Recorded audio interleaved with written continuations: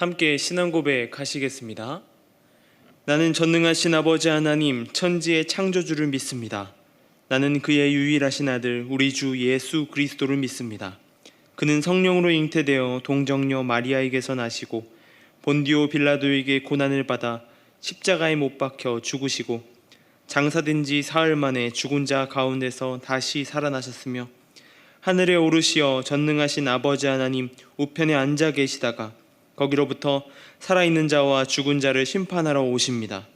나는 성령을 믿으며 거룩한 공교회와 성도의 교제와 죄를 용서받는 것과 몸의 부활과 영생을 믿습니다. 아멘. 찬송가 292장 함께 찬양하시겠습니다.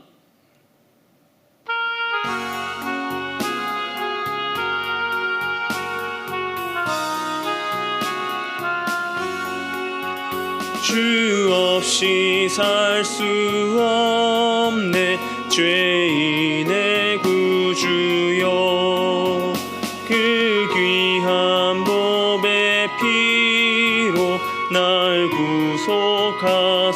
구속하소서 구주의 사랑으로 흘리신 보혈이 내 소망 나의 위로 내 영광 됩니다.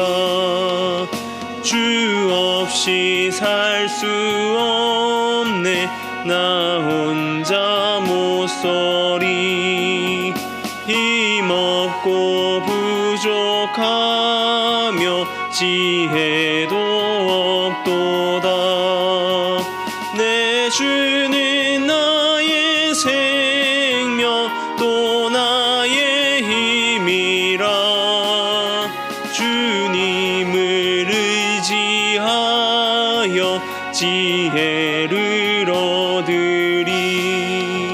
주 없이 살 수 없네 내 주는 아신다. 내 영의 깊은 강구 마음의 소원을 주밖에 나의 마음 네 알아주리요.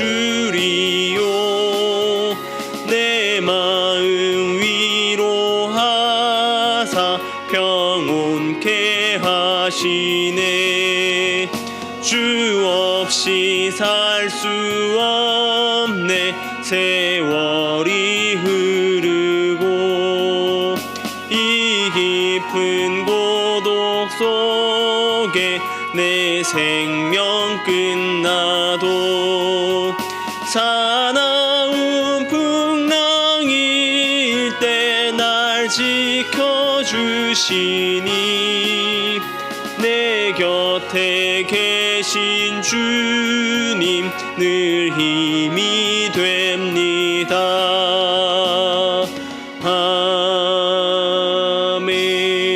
아멘. 오늘 우리가 함께 배울 말씀은 에스겔 8장 16절에서 18절까지의 말씀입니다. 에스겔 8장 16절에서 18절까지의 말씀을 제가 봉독해 드리겠습니다. 그가 또 나를 데리고 여호와의 성전 안뜰에 들어가시니라. 보라, 여호와의 성전 문 곧 현관과 제단 사이에서 약 25명이 여호와의 성전을 등지고 낯을 동쪽으로 향하여 동쪽 태양에게 예배하더라. 또 내게 이르시되 인자야 내가 보았느냐? 유다 족속이 여기에서 행한 가증한 일을 적다 하겠느냐? 그들이 그 땅을 폭행으로 채우고 또 다시 내 노여움을 일으키며 심지어 나뭇가지를 그 코에 두었느니라. 그러므로 나도 분노로 갚아 불쌍히 여기지 아니하며 긍휼을 베풀지도 아니하리니 그들이 큰 소리로 내 귀에 부르짖을지라도 내가 듣지 아니하리라. 아멘. 2017년 미국 한 법정에서 일어난 일입니다. 이날 같은 또래를 총으로 쏴 죽인 당시 나이 17세의 단테 라이트와 2명의 청소년의 재판이 이루어지던 날이었습니다. 미국 미시간주의 18살 고등학생 조던 클레가 학교를 가다가 실종되었는데 이 조던 클레의 옷과 신발이 탐이 나서 그것을 훔치기 위하여서 훔치다가 순순히 내주지 않자 총으로 쏴 죽였던 것입니다. 사람을 죽인 큰 사건의 단테 라이트의 행동은 정상적인 사람처럼 보이지 않는 행동들을 보여주게 됩니다. 사랑하는 가족을 잃은 피해 유족들의 최후 발언을 하는 내내 계속 실실거리며 웃음을 보였습니다. 그리고 아들을 죽인 살인범들에게 내 아들을 죽일 권리가 너희들에게 왜 있느냐? 라고 유족들이 이야기할 때 고개를 절레절레 저으면서 어이가 없다는 표정을 보이기도 하였습니다. 단테 라이트와 다른 살인범 2명의 최후 변론에서 더욱 충격적인 말을 내뱉는 것을 들을 수 있었습니다.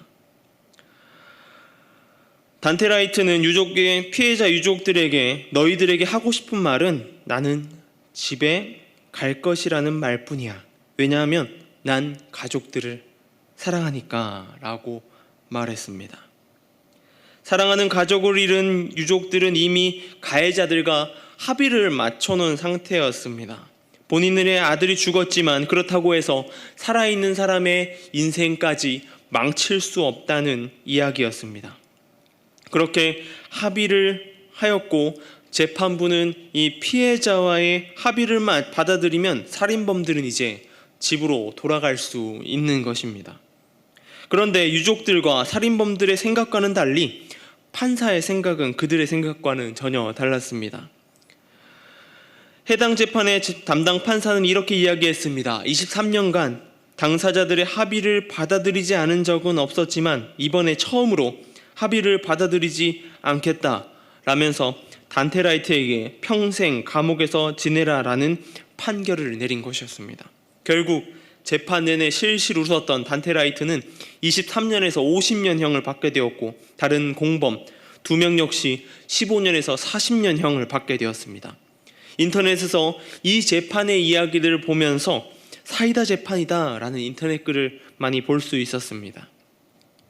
우리 삶에서 무언가 잘못을 저지르고 죄를 지었을 때에 죄를 고백하고 용서를 구한다면 우리는 그곳에 정상 참작이라는 것을 받게 됩니다. 그렇게 함으로 감형이 이루어지기도 하죠. 그런데 반대로 자신의 죄로 인하여 재판에 올려져 재판을 받고 있는 상황 가운데서 그리고 그 죄를 지고 가야 되는 상황에서도 깨닫지 못하고 계속 죄를 짓고 있다면 어떨까요?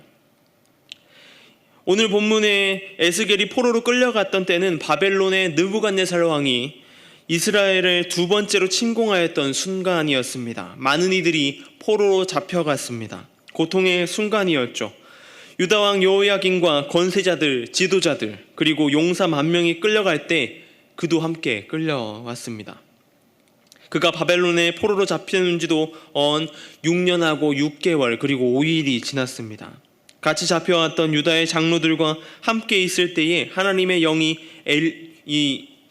에스겔에게 임하였습니다. 그리고 8장에서 여전히 깨닫지 못하고 있는 자신들의 죄를 뉘우치지 못하고 자신들의 죄를 지었음에도 계속 죄 가운데 걸어가고 있는 유다의 잘못을 지적하십니다. 그것은 바로 우상숭배였습니다.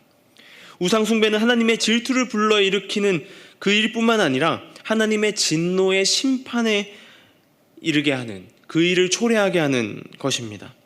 에스겔이 환상 중에 본 예루살렘 성전의 모습은 온갖 우상들로 가득 차 있었습니다. 제단문 어기 북쪽을 보니 그곳에 우상이 있는 것을 보게 됩니다. 성전 안에 우상이 있다는 것은 이미 제사장들에 의해서 이 우상 숭배 행위가 성전 안에서 이루어지는 것을 허락되었다라는 것입니다. 심각한 상황입니다. 제단문 어귀에 있는 우상들이 있는 것도 심각한데 하나님께서는 더 심각한 것이 있다고 이야기하면서 에스겔을 데리고 갑니다. 하나님의 지시를 따라 담벼락을 헐고 들어간 문 안에는 온갖 곤충들과 가증한 짐승과 우상들이 벽에 그려져 있습니다. 그리고 그곳을 바라보며 많은 사람들이 분향을 하고 있는 것입니다. 거기서 더 나아가서 성전 북문에서 한 무리의 여인들이 바벨론의 신 담무스에게 절하는 것을 보게 됩니다. 그의 신을 애도하고 애곡합니다. 그리고 마지막 4번째, 성전 안뜰에서 성전의 현관과 제단 사이에서 25명의 사람들이 성전을 등지고 얼굴을 동쪽으로 향하여서 동쪽 태양신에게 경배하는 모습을 보게 됩니다. 하나님과의 만남의 자리인 성전 가장 깊숙한 곳까지 온갖 우상들이 가득 채워진 것입니다. 그러기에 6절에서 하나님은 이렇게 이야기합니다. 가증한 우상들로 가득 찬 이곳, 이 성전을 내가 떠나겠다라고 말씀하십니다. 이미 이들은 우상으로 인해서 멸망하는 것들을 보았습니다. 이미 북이스라엘이 멸망한 것도 하나님을 버리고 우상을 쫓아갔기 때문입니다. 하나님께서 계시는 성전으로 만들려면 다른 것들이 하나님보다 앞서는 것을 막아야 합니다. 전혀 하나님보다 앞서지 못하도록 만들어야 되는 것입니다. 성전이 우상의 숭배의 중심지가 되고 있는 한 하나님은 유다 백성을 돌보지 않을 것이고 성전과 그들이 사는 땅에 미련 없이 떠나실 것을 말씀하고 계십니다. 그렇다면 하나님의 집인 성전 안에 온갖 우상 숭배가 이루어지도록 한 자들은 누구일까요? 제사장들과 장로들을 포함한 서의 지도층 인사들이었습니다. 그들은 누구보다 하나님에 대해서 잘 알고 있었고 하나님이 어떤 분인지, 어떤 것을 싫어하는지, 그리고 우리가 어떠한 삶을 살아야 되는지 잘 알고 있었습니다. 누구보다 하나님을 많이 아는 자들이었다는 것입니다. 그런 상황에 일반 백성들, 하나님에 대해서 그리고 그들보다 잘 알지 못하는 자들의 상황은 오죽했을까요? 이미 1차 심판을 겪으면서 1차 포로로 끌려가는 상황 가운데에도 반성의 태도는 보이지 않았습니다. 그 반성의 태도는 온데간데 없고 여전히 우상 숭배에 빠져 있는 모습을 보게 됩니다. 우리는 어둡다고 말하는 이 세상 속을 살아가는 사람들입니다. 그리고 어느 누구보다 하나님께 가까이 있는 자들입니다. 유다의 제사장들과 장로들과 같은 사람들인 것입니다. 우상 숭배에 가득한 곳을 향하여 18절의 말씀은 애누리 없는 심판을 이야기합니다. 우리는 먼저 된 자, 하나님의 교회를 섬겨가는 사람들로서 어떠한 모습이어야 할까요? 세상을 향한 여러 경고에 우리는 민감하게 받아들여야 합니다. 그리고 민감하게 반응해야 됩니다. 온갖 죄악됨을 놓고 분별할 줄 알아야 되는 것입니다. 이게 죄인지 아닌지 구별할 수 있어야 된다는 것입니다. 그리고 그 죄 가운데에 그냥 죄를 바라보는 것이 아니라 회개하고 우리의 모습을 돌이키고 세상 가운데 선포할 수 있어야 되는 것입니다. 세상 어떠한 것도 하나님보다 앞서지 않도록 우리는 경계해야 된다는 것이죠. 바벨론의 공격을 받았던 유다의 상황 속에 민감하지 않았던 자들을 바로 지도층, 제사장들과 그리고 지도자들과 권세자들입니다. 그들의 모습을 닮아가는 것이 아니라 우리는 그 상황 가운데에 세상으로 인해서 잠식돼 가는 이 세상 가운데에 민감하게 반응돼야 되는 것입니다.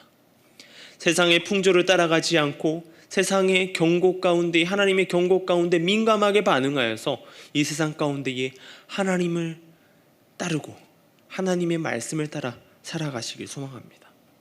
세상의 풍조를 따라가는 것이 아니라 하나님을 세상의 중심으로 세워가는 저와 여러분 되길 소망합니다. 기도하겠습니다. 하나님, 오늘 말씀 속에서 우상 숭배로 가득하였던 이스라엘 성전, 예루살렘 성전의 모습을 보게 됩니다. 그 모습 가운데에 심판을 이야기하고 고통스러워하는 하나님의 모습 또한 보게 됩니다. 주님, 우리의 모습이 어떠한지 돌이켜 보게 하여 주시옵소서. 하나님을 잘 알고 있는 자들로서, 하나님을 알고 하나님의 말씀을 따라가는 사들로서 우리는 어떻게 삶을 살아가고 있는지 우리의 모습을 돌아보게 하여 주시옵소서. 우리가 먼저 세상을 향하여서 말씀을 따라가게 하여 주시고 그들로 인하여서 그들이 하나님의 품으로 돌아올 수 있도록 인도하게 하여 주시고 우리 모습을 먼저 돌이켜 세상 가운데에 하나님의 말씀을 선포해 나가는데 부족하지 않도록 주님 붙들어 주시고 함께 하여 주시옵소서. 세상의 뜻을 따라가고 세상의 풍조를 따라가는 것이 아니라 하나님의 말씀을 따라가고 하나님을 앞세우고 하나님의 뒤를 쫓아가는 우리의 모습 되길 소망합니다. 미얀마 양곤 한인중앙교회를 위해 기도합니다. 이 미얀마 땅 가운데 여전히 어둠의 세력이 틈타고 있습니다. 거기다가 질병의 위협까지 있습니다. 그 땅 가운데 고통의 신음을 하고 있습니다. 눈물을 흘리고 있습니다. 죽음의 어둠의 그림자가 덮여져 있습니다. 주님, 그 땅을 긍휼히 여겨 주시옵소서. 그 땅을 살펴 주시옵소서. 그 땅에 죽어가는 이들을 향하여서 주님, 그 땅에 죽어가는 이들이 하나님을 발견하게 하여 주시고 그 곳 가운데 흑암의 세력들이 물러날 수 있도록 주님 간섭하여 주시고 함께하여 주시옵소서. 그 땅 가운데 선교의 사역을 힘쓰고 있는 선교사님들의 건강이 위태롭습니다. 주님, 붙들어 주시고 주님 살펴주시옵소서. 치유하여 주시고 주님, 그들로 인하여서 그 땅이 변화됩니다. 주님, 그들의 건강을 지켜주시고 그들이 하나님의 뜻을 그 땅 가운데 선포하는 데 부족함 없도록 주님 함께하여 주시고 안전을 지켜주시옵소서. 주님, 오늘도 오늘 하루의 삶을 살아갑니다. 이 삶을 살아갈 때에 우리가 먼저 된 자로 주님 나라를 선포하게 하여 주시고 회개하게 하여 주시고 땅을 품고 나아가게 하여 주시옵소서. 나의 모습을 먼저 점검하게 하여 주시고 나의 모습 가운데에 하나님보다 앞서는 것이 없는지 살피며 나아가길 소망합니다. 그것 가운데에 노은중앙교회를 이 땅 가운데 세워주셨사오니 이 교회가 하나님의 뜻을 따라 살아가는, 하나님의 뜻을 따라 하나님의 뜻을 선포하며 나아가는 그러한 교회 되게 하여 주시옵소서. 오늘 하루 삶 가운데 붙들어 주시고 함께하여 주시고 우리의 삶을 인도하실 주님을 기대합니다. 주님, 함께하여 주시옵소서. 감사합니다. 이 모든 것 우리 주 예수님의 이름으로 기도드립니다. 아멘.